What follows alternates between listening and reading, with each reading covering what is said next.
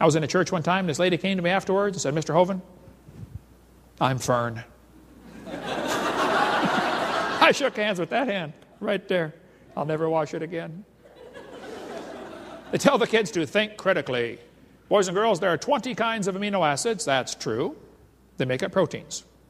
Explain how this fact supports the idea that all life shares a common ancestor. No, that fact supports the idea that all life has a common designer. I bet you could go to the library and find all the books in the library contain the same 26 basic letters. Don't they? Yep, that proves everything evolved from Morse code. No, that proves that's the code with which you write English. And the 20 amino acids is the code with which you write proteins, okay? And God did it that way, I think, so that we can eat something other than ourselves. See, the brown cow can eat the green grass and get the white milk, and I can drink and get the blonde hair. If God didn't make it that way, we're the same 20 same amino acids, then we couldn't digest other things. Think about it. They tell the kids that the human and the chimpanzee are related. The human and the orangutan are 96% similar. That proves a common ancestor 15 million years ago. Well, this is baloney. Barney Maddox, the leading genome researcher, he said, the genetic difference between human and his nearest relative, the chimpanzee, is at least 1.6%. That doesn't sound like much, but calculated out, that's a gap of 48 million nucleotides, and a change of only 3 nucleotides is fatal to an organ animal. There is no possibility of change. Kids, when they tell you that you have proof for evolution because the human and the chimpanzee are similar DNA, they're confused or they're lying to you. Actually, they've now discovered the difference is much greater. It's now 95% similarity instead of 98.6. We've got tons of material on this on our website. The similarity between humans and chimps is much greater than they thought. I mean, the difference between the humans and chimps is much greater than they thought. Similar structures nearly always have similar plans, like DNA in this case. Similar bridges nearly always have similar blueprints. This hardly constitutes evidence that one sired the other or that they were erected by tornadoes. So what if we're similar to humans? You know, people have a pretty good understanding of how cars work. I've had 124 cars since I've been driving. Never had a new one. Always get a clunker and fix it up, you know. My daddy taught us boys how to work on cars. I rebuilt the motors, the transmissions, the wobulator shafts, the muffler bearings, the high-speed Canuten valves. I know how cars work pretty well. But understanding how a car works does not explain how it originated. Big difference. Just because you know the operation has nothing to do with the origination. Suppose your son turns 16, like my kids did years ago. Your son comes up one day and says, "Hey, Dad, I got my driver's license." "Wow, son, let me see that thing." "Ooh-wee, that's a lousy picture." "It is a good likeness, though." He says, "Hey, Dad, can I borrow the car?" "Well, son, listen, your mom and I knew this day was coming. We've been praying about this. We don't think you're ready for the whole car, son. The car is a complex machine.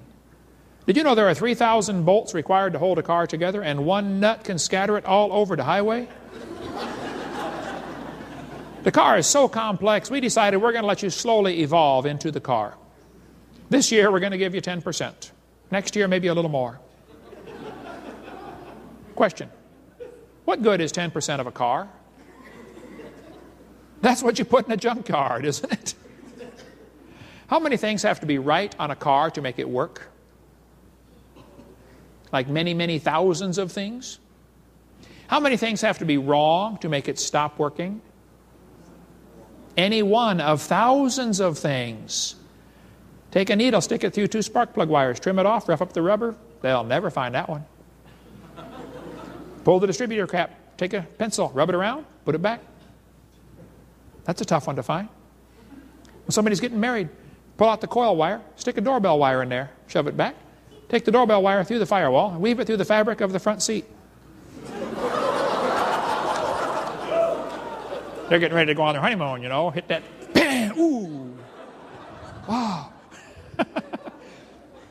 Don't get me started. We can go for hours. I like working on cars. Folks, complex things require a designer. And yet they tell the kids that humans and chimpanzees are similar. There are thousands of differences. But even if there are some similarities, so what? If you think the percentage of similarity proves something, let me show you the research I've been doing. I've discovered that clouds are 100% water. Watermelons are 97%. Only 3% difference. That proves watermelons evolved from clouds.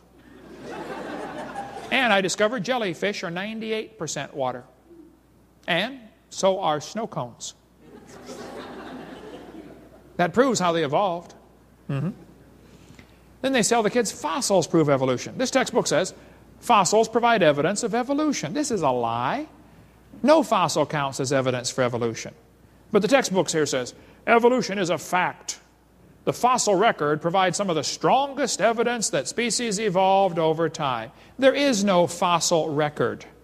You don't look back in the fossil record, you look at fossils. You put your interpretation on them, okay? They don't have a date with them in a card that says this one was, made 47 million years ago. There is no such thing as a fossil record. How do we fall for such a dumb idea? But the textbooks are always saying fossils can contribute to the understanding of evolution. Darwin said, if my theory be true, numberless intermediate fossils must have existed. Boy, there must be a bunch of them out there. I agree, Charlie, there ought to be a whole bunch. This book says, since Darwin, many links have been found. Well, they're dreaming. David Ropp, who has a huge fossil collection, American Museum of Natural History, I believe, or Field Museum in Chicago, I forget which one he works at, I think it's New York. He said, in the years after Darwin, his advocates hoped to find predictable progressions, missing links. In general, these have not been found. Yet the optimism has died hard and some pure fantasy has crept into textbooks. Fantasy in the textbooks? You got to be kidding. Oh no. Evolution is based on fantasy. We could spend hours talking about there are no missing links. There just aren't, folks. These quotes are all on our website about how evolution is not supported by fossils. If you find a fossil in the dirt, all you know is it died. You can't prove it had any kids. And you sure can't prove it had different kids. And why would you think a bone from the dirt can do something animals today can't do? Hey, they say we evolved from an ape-like ancestor. Okay, apes are still having babies. Let's do it again. I want to see it this time. We don't observe any evolution. Luther Sunderland wrote to major evolutionists all over and said, hey, where's the evidence for evolution? I want to see it. They all wrote back and said, we don't have it, somebody else has it. Colin Patterson has the access to the largest fossil collection in the world. British Museum, Natural History. Patterson wrote a book about evolution. So Luther read the book and said, hey, I read your book, Mr. Patterson, but you didn't show us any missing links. Where are they? Patterson said, I fully agree with your comments on the lack of evolutionary transitions in my book. If I knew of any, fossil or living, I would certainly have included them. I will lay it on the line. There is not one such fossil. See, folks, there's not a missing link. The whole chain is missing.